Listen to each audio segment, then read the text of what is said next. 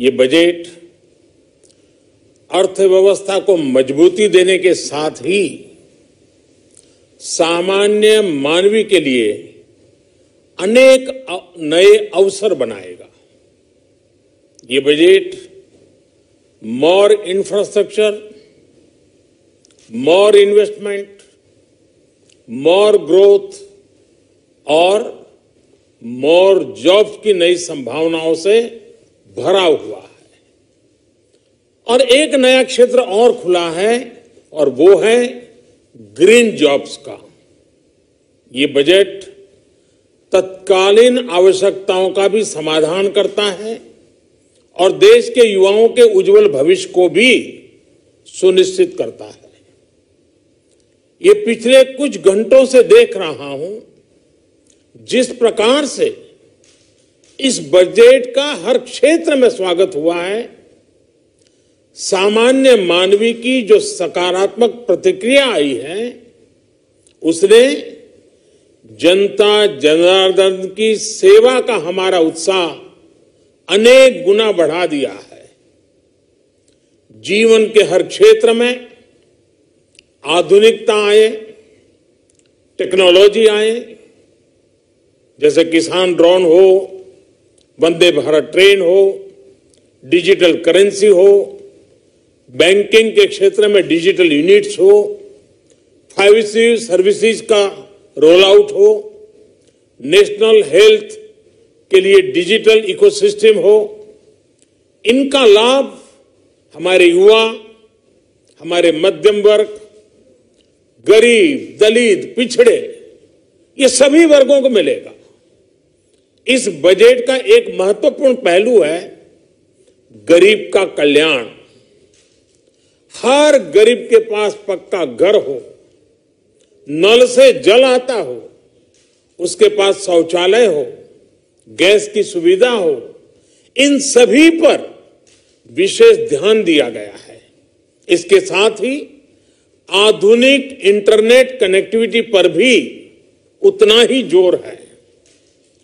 जो भारत के पहाड़ी क्षेत्र हैं, हिमालय का पूरा पट्टा, जहां जीवन आसान बने, वहां से पलायन ना हो, इसे ध्यान में रखते हुए भी नई घोषणा की गई है।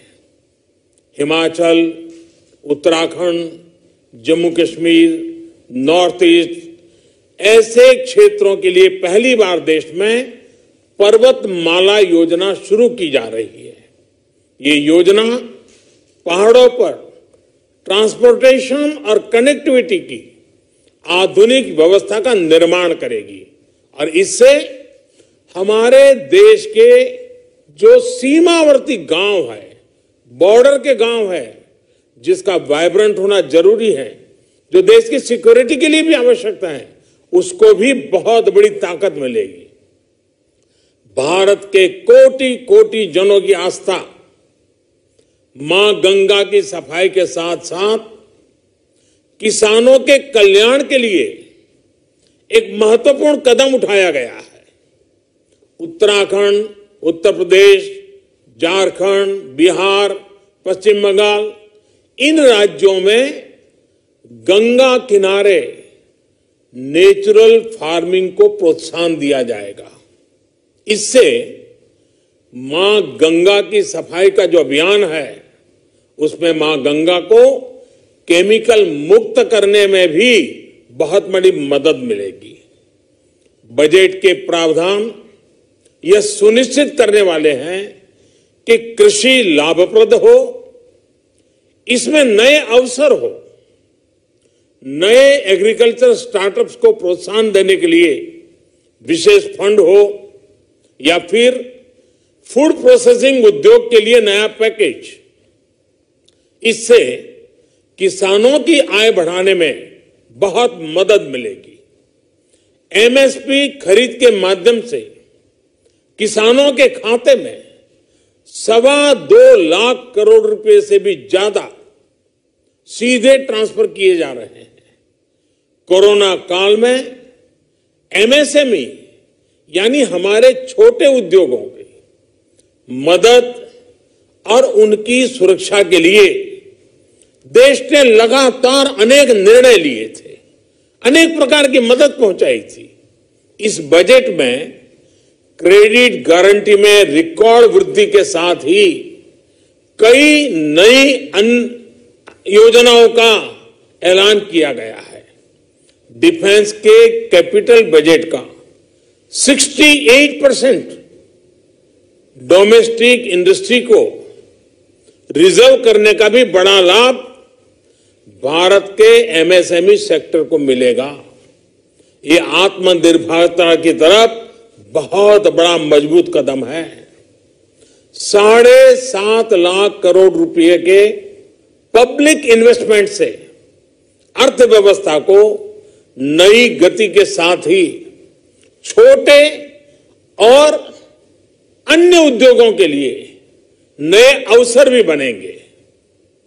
मैं वित्त मंत्री निर्मला जी और उनकी पूरी टीम को इस पीपल फ्रेंडली और प्रोग्रेसिव बजट के लिए बहुत बहुत बधाई देता हूं। कल भारतीय जनता पार्टी ने मुझे सुबह 11 बजे बजट और आत्मनिर्भर भारत विषय पर बात करने के लिए निमंत्रित किया है। कल 11 बजे मैं बजट के इस विषय पर विस्तार से बात करूंगा। आज इतना काफी है।